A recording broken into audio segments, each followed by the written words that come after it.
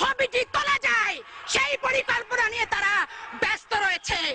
আজকে স্পষ্ট করে একটি কথা বলতে চাই, ৭২-৭৫-এর শাসনামল সে তো দারিদ্র্যের তীব্র কষাঘাতে জর্জরিত হওয়ার শাসনামল, সে তো প্রতিটি মা বোনকে ৭২-৭৫-এর শাসনামলে বাসন্তী বানানোর ইতিহাসের শাসনামল। মা তার সন্তানের ক্ষুধা মিটাতে না পেরে কচুর লতি সিদ্ধ করে তাতে বিষ মিশিয়ে সপরিবারে সেদিন আত্মহত্যা করেছিল। পত্র পত্রিকার পাতা খুললেই আপনারা সেদিন দেখবেন। তাই তো রফিক আজাদ বলেছিল, ভাত দে হারামজাদা নইলে মানচিত্র খাবো। মাননীয় স্পিকার, নারী নির্যাতন এত ব্যাপক আকার ধারণ করেছিল যে ৭২-৭৫-এর শাসনামলে কোন যুবতী মেয়েকে নিয়ে মা তার মেয়েকে রাতের বেলা নিজের ঘরে থাকতে পারত না। মুজিব বাহিনীর তাণ্ডবের অত্যাচারের অতিষ্ঠ হওয়ার কারণে রাত নামার সাথে সাথে মা তার যুবতী মেয়ের হাতটি ধরে জঙ্গলে আশ্রয় গ্রহণ করত। মাননীয় স্পিকার, শুধু এখানেই শেষ নয়, ১৯৭৪ সালে শান্তি সেনের স্ত্রী অরুণা সেন, পুত্রবধূ রীনা সিনহা এবং হনুফাকে যেভাবে অত্যাচার করা হয়েছে, হালাখোকা চেঙ্গিস খানের বর্বরতাকে সেদিন ম্লান করে দেওয়া হয়েছিল। যুবক ছেলেরা যাতে প্রতিবাদ করতে না পারে, রাতের বেলা রক্ষী বাহিনী দিয়ে বাড়িতে বাড়িতে তল্লাশি করা হয়েছে। রক্ষী বাহিনীরা যুবক ছেলেকে রাতের বেলা ধরে এনেছে, আর দিনের বেলা তাদের লাশ যেখানে সেখানে তাদের বাবা মা দেখতে পেয়েছে। আজকে কথায় কথায় যারা বলেন যে জিয়াউর রহমান নাকি বাংলাদেশে খুনিদের খুন করেছে, আজকে তাদের উদ্দেশ্যে বলতে চাই, ৭২-৭৫-এর শাসনামল তৎকালীন পত্র পত্রিকা, বিদেশি বিশেষজ্ঞদের, জার্নালিস্টদের যদি মন্তব্য পড়েন, নিজের চেহারাটা আয়নায় আপনারাই সত্যিকার অর্থে দেখতে পাবেন যে ৭২-৭৫ সালে কারা বাংলাদেশে খুনের রাজত্ব কায়েম করেছিল।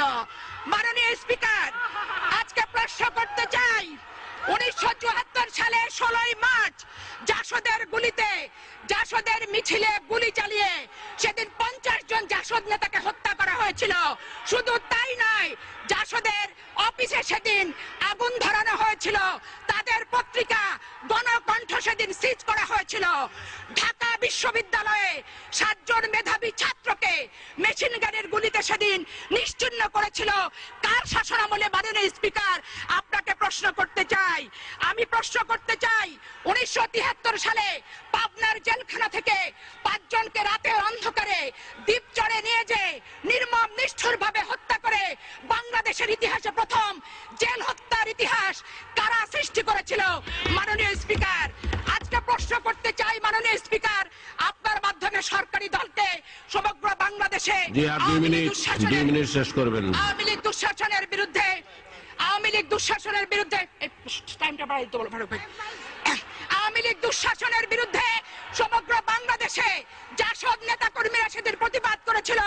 আজকে জাসদ মহাজোটের অংশ হয়েছেন, খোশ গল্প করছেন, নিজেদের অস্তিত্ব ভুলে গেছেন, বিগত দিনের ইতিহাস ভুলে গেছেন। সেদিন ৩০,০০০ জাসদ নেতা কর্মীকে সেদিন হত্যা করা হয়েছিল। এখানেই হত্যার শেষ নয়। মাননীয় স্পিকার, সিরাজ শিকদারকে হত্যা করে বাংলাদেশের রাজনৈতিক অঙ্গনে প্রথম ক্রসফায়ার সৃষ্টি করেছিল কে? মহান জাতীয় সংসদে এসে স্বীকারোক্তিমূলক জবানবন্দি দিয়েছিলেন অবিসংবাদিত নেতা শেখ মুজিবুর রহমান। সিরাজ শিকদার এখন কোথায়? আজকে সরকারি দলকে প্রশ্ন করতে চাই, কথায় কথায় বলেন বাংলাদেশের প্রতিটি ঘরে ঘরে আপনারা আইনের শাসন চালু করবেন। আজকে মাননীয় স্পিকার, আপনার মাধ্যমে স্বরাষ্ট্রমন্ত্রীকে আমি জানতে চাই, সিরাজ শিকদার হত্যার বিচার বাংলাদেশে ওনারা কবে শুরু করবেন? এই কথাগুলি আমার কথা নয়, বিভিন্ন পত্রিকা থেকে প্রাপ্ত তথ্যের ভিত্তিতেই আমি তথ্যমূলক ভাবে বক্তব্য উপস্থাপন করতে চাই। মাননীয় স্পিকার, ১৯৭৪ সালের ১৩ ডিসেম্বর শেখ মুজিবুর রহমান সাহেব বলেছিলেন, এতদিন অন্যেরা খাইছে, এখন খাইবো আমার লোক, কেউ কোনো কথা বললে লাল ঘোড়া দাবড়াইয়া দিমু। উনি আরো লিখেছিলেন, ১৭ মিনিটের আইন পাস, বাক স্বাধীনতার গলায় ফাঁস। ১৯৭৫ 25শে জানুয়ারি চতুর্থ সংশোধনী। 1973-74 অর্থ বছরে বাংলাদেশের শাসন কার্য পরিচালনা করার জন্য 2000 কোটি টাকার প্রয়োজন ছিল।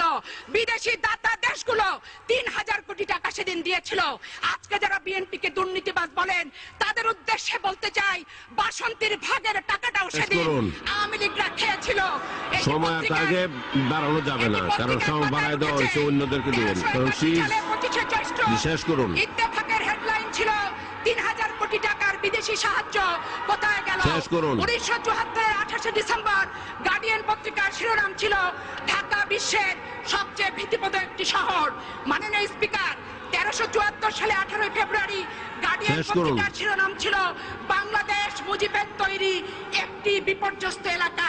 এই ছিল শেখ মুজিবের সোনার বাংলার ইতিহাস পত্রিকার ভাষায়। মাননীয় স্পিকার, 1974 22শে সেপ্টেম্বর সানডে টাইমসে লেখা হয়েছিল বাংলাদেশ আজ দেউলিয়াত্বের পথে। 1973 সালে 5ই জুলাই ইত্তেফাকের শিরোনাম ছিল প্রীতির মহামারী। মাননীয় স্পিকার,